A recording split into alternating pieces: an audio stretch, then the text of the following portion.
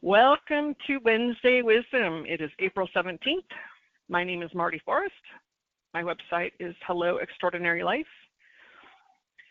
Go there and on the landing page, you can get your free ebook, 3 Steps to Reprogramming Your Negative Self-Talk.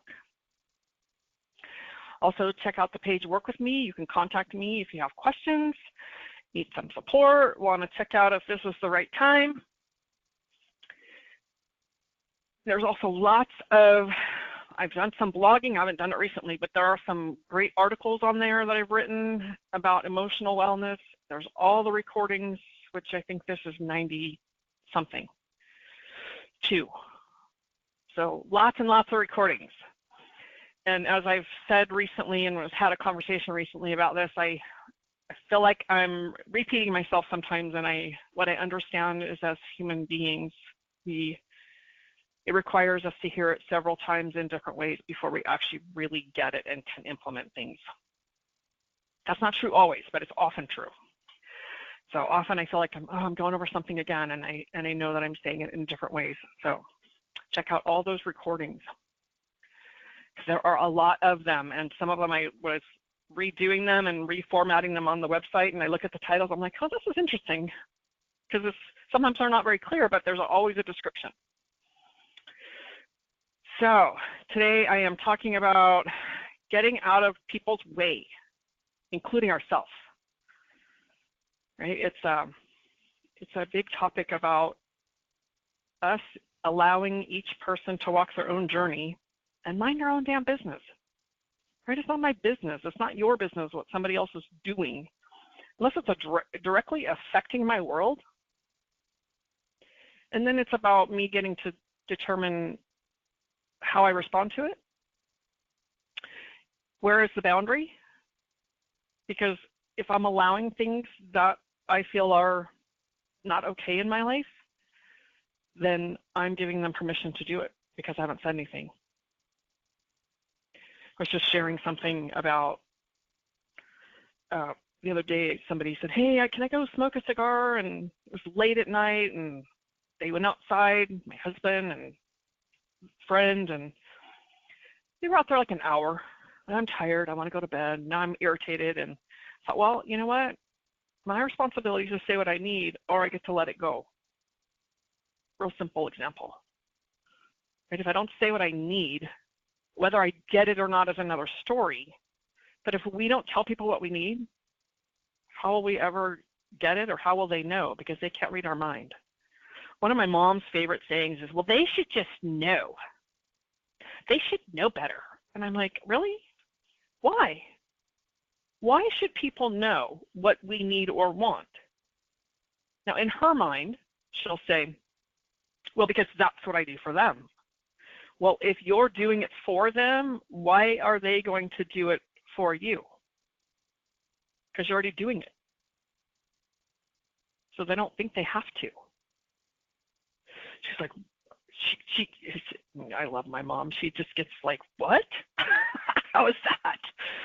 She'd say, well, you know, your dad does this now, and now he'll only do this. Well, have you asked him? Well, no, he should just know. People don't. And that's where we were talking about before the recording about that we pretzelize ourselves trying to figure out what people want or what we think they want in our people-pleasing way, because we're making it up in our head. We don't know what they want or they need. How do we know if we don't ask or if they have not told us? We make up a whole lot of stuff based on behaviors or how we think we need to be to make them happy, because then we'll be okay. And none of that's true. The minute I think I have figured it out, they change the rules.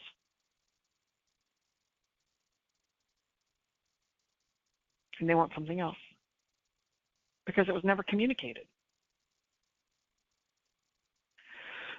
I actually looked up the definition of codependency. And the definition from Wikipedia is a behavioral condition in a relationship where one person enables another person's addiction, poor mental health, immaturity, irresponsibility, or underachievement. Among the core characteristics of codependency is an excessive reliance on other people for approval and a sense of identity. I've never looked it up. I was quite surprised at how accurate it is for most of my life, up till the last 10, 15 years. And that sets us on that path to look externally for our internal measure. Like I look at you and measure your outsides to my insides. See how we make that up in our head? It's what I think. Because everything happens in my brain first. Well, my brain is very conditioned. Every one of us, our brain is very conditioned based on what we know or what we've experienced in life. Most of this lives in the unconscious place. That's the driver. And until we begin to look and shine a light in there to see if it's really working or not, or to question it, we just do it. It's familiar, and in some way it's comfortable, whether we like it or not. It's familiar. I heard someone one day say, the comfort zone equals the dead zone. That was very recent. It just so like resonated for me. I thought, holy cow, no kidding. We talk about comfort zone often. Get out of your comfort zone. And it is when we're in the comfort zone where somebody else, there's another saying, we're either green and growing or ripe and rotten. If I'm in my comfort zone, I'm ripe and rotten or rotting. So green and growing is this cycle of our life, and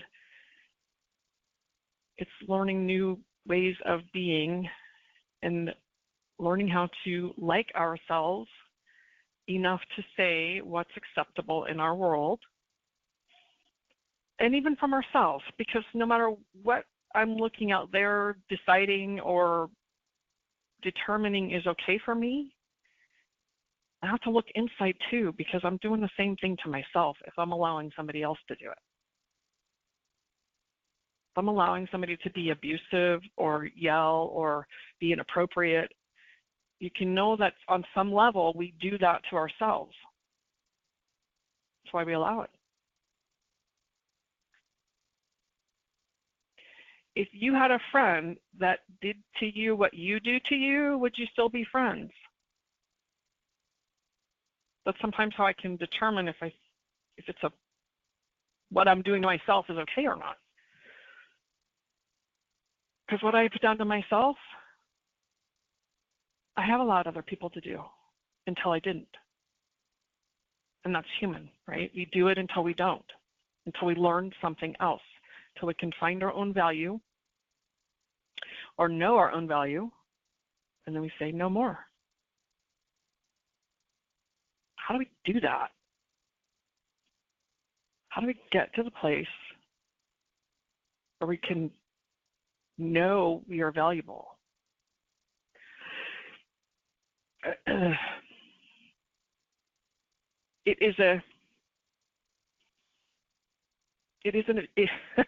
have a visual of the man's world, which is linear. They draw a straight line, and then the woman's, like the actual life of a woman or people in general, not just men.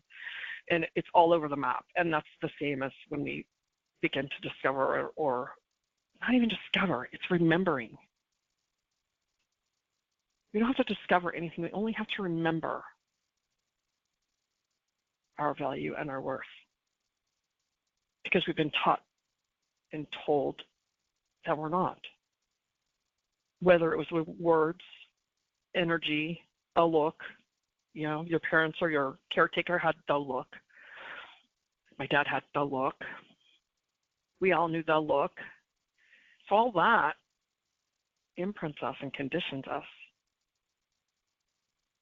based on someone else's view. It's not the truth, but we don't know that. We don't know that until we begin to look and begin to question and begin to understand.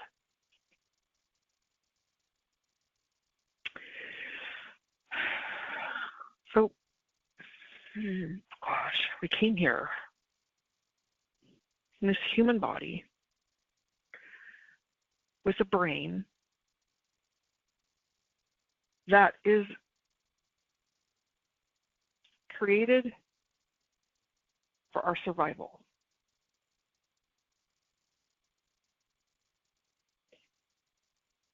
Survival looks different than thriving in an emotional, healthy way. The brain's function is to survive. That's it. And it will do whatever it takes, even if it means killing the human body, because it's our ego. It's a brain function. It's a development of the brain. When it's developed healthy, and in the sequential order of how it develops, then we have the survival, the emotions, and the logic. When it hasn't developed in all those levels appropriately, I don't know if that's the right word, healthy, in a healthy way, in a sequential way, the way it was meant to develop, we walk in balance in all those worlds, survival, emotional, and logical. When it doesn't develop that way, then we live in survival mostly. And emotions are not trustworthy.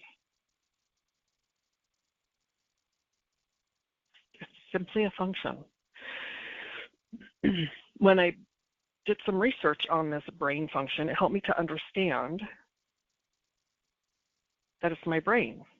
It's the ego in its survival mode, doing whatever it takes to survive, that keeps humans locked in a place of survival, and I have to do more, and I always have to do more, and I'm not enough, and all those lies that we tell ourselves. It's a program. The brain is programmed. And our role now is to reprogram or deprogram or recalibrate, whatever label you want to put there. It's about us learning new ways of thriving. And I found understanding a little bit of the function of my brain, I could stop making myself bad and wrong for my brain doing what it's supposed to do, which is to help me survive. And then we can learn to collaborate in a different way with ourselves to develop new ways. Sometimes I'll be like, I hear my head go off in its way, as we all do, and you can find your way to do this. But I'll say, hey, coach, because the brain's always going, right? You notice it 24/7, the brain never stops, even when we're sleeping. So you can give it something else to do. Hey, coach, I call myself coach sometimes. Go find the solution for whatever it is I'm trying to figure out. Give it another role, and then so what that does is disrupt the programming, the neural pathway, and begins to create a new one because I've given it a new direction instead of staying in that same path that I always go down. So when we disrupt the brain and give it something else to do, it's still active, it's still going to do something. Why not give it something productive? And when we can plan for that, create that ahead of time, because we know where we go. If we know where we go, put something in place. So when we go there, something's in place, and you give it a new direction. Just like when you're driving somewhere, you follow the GPS. So just follow where I go, I may not end up where I want to go. And if I want to go somewhere new, let's get a new direction.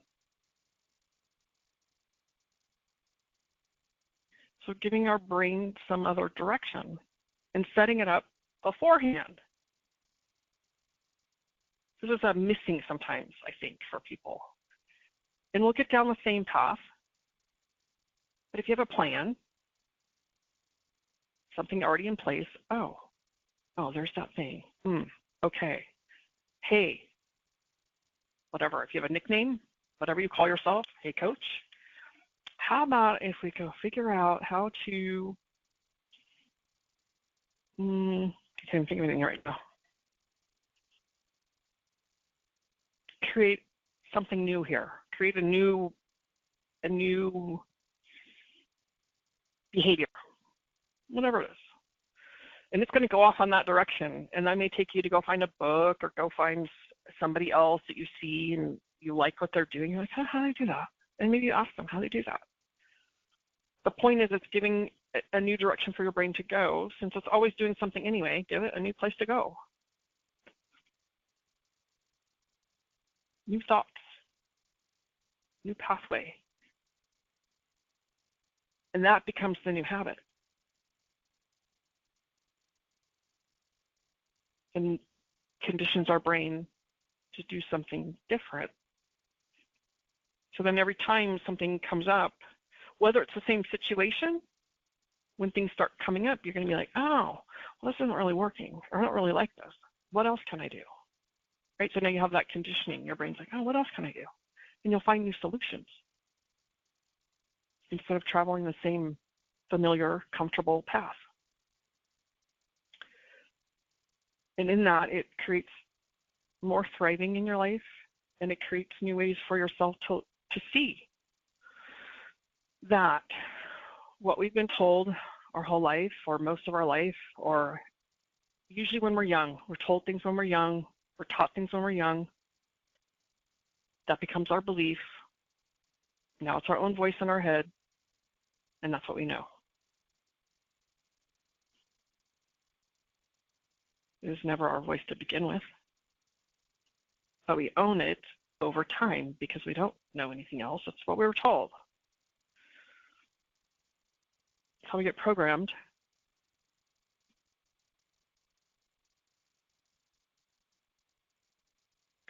And when we come to understand that the programming was never ours to begin with,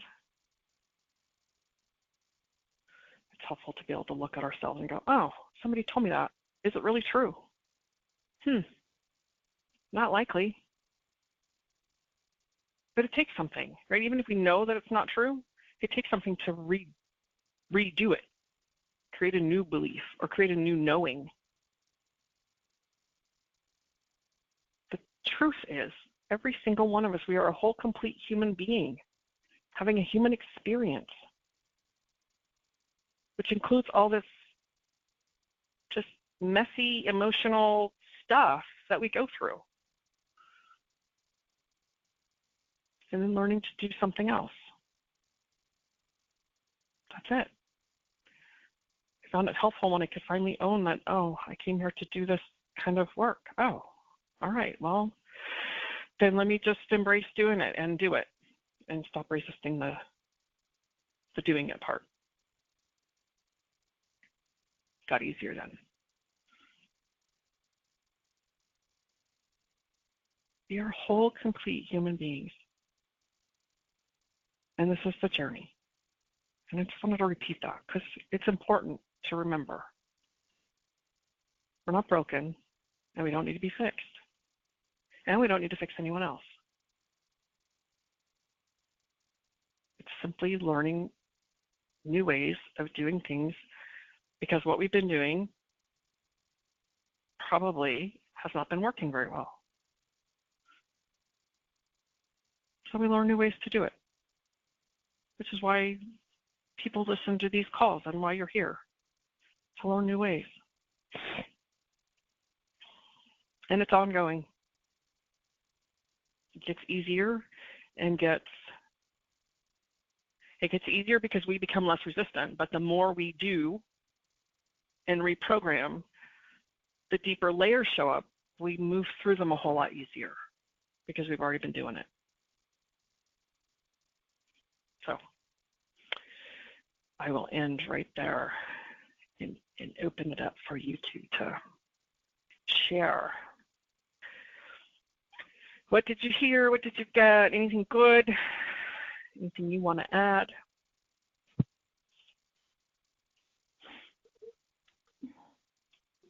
I really can't think of anything right now.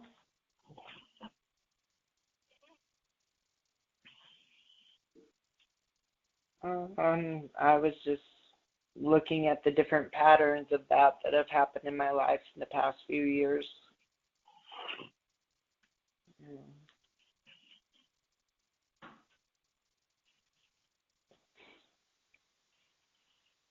It gets better. You have to keep relearning that lesson quite a few times, though. But it gets shorter and shorter and shorter. Yes. And I have sent out that visual of the spiral where you're going up and up and up and gathering tools, and our timeline gets shorter each time. Yeah. Yeah. It does. And it seems that we're still teachable, you know. Yes. And it seems that no matter how long I say we because I've seen people that are like, I see them as further along than I am. They're always still learning. Mm-hmm. And we catch them. We learn to catch those behaviors sooner. Catch them like it's a disease. It's not like that, or a virus.